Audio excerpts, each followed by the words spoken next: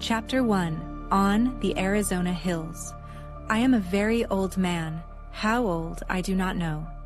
Possibly I am 100, possibly more. But I cannot tell because I have never aged as other men, nor do I remember any childhood. So far as I can recollect, I have always been a man of about 30.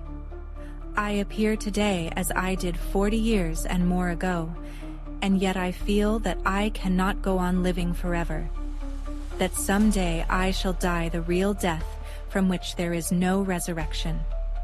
I do not know why I should fear death, I who have died twice and am still alive. But yet I have the same horror of it as you, who have never died. And it is because of this terror of death, I believe, that I am so convinced of my mortality.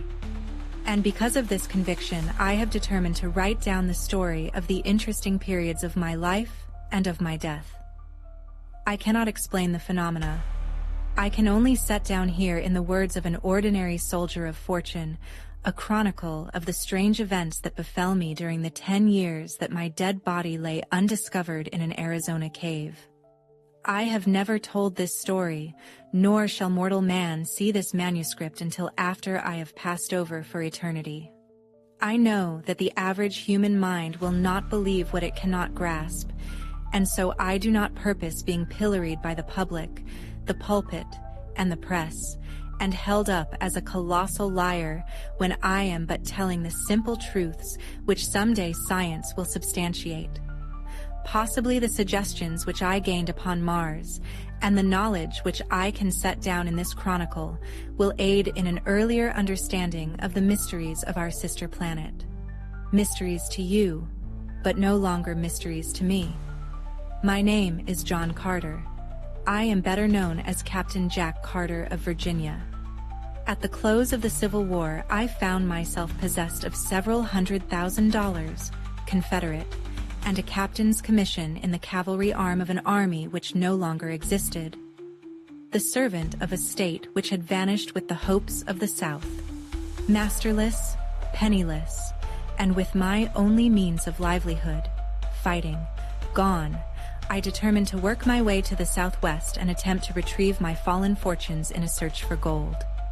I spent nearly a year prospecting in company with another Confederate officer, Captain James K. Powell of Richmond. We were extremely fortunate, for late in the winter of 1865, after many hardships and privations, we located the most remarkable gold-bearing quartz vein that our wildest dreams had ever pictured. Powell, who was a mining engineer by education, stated that we had uncovered over $1 million worth of ore in a trifle over 3 months. As our equipment was crude in the extreme, we decided that one of us must return to civilization, purchase the necessary machinery, and return with a sufficient force of men properly to work the mine. As Powell was familiar with the country, as well as with the mechanical requirements of mining, we determined that it would be best for him to make the trip. It was agreed that I was to hold down our claim against the remote possibility of its being jumped by some wandering prospector.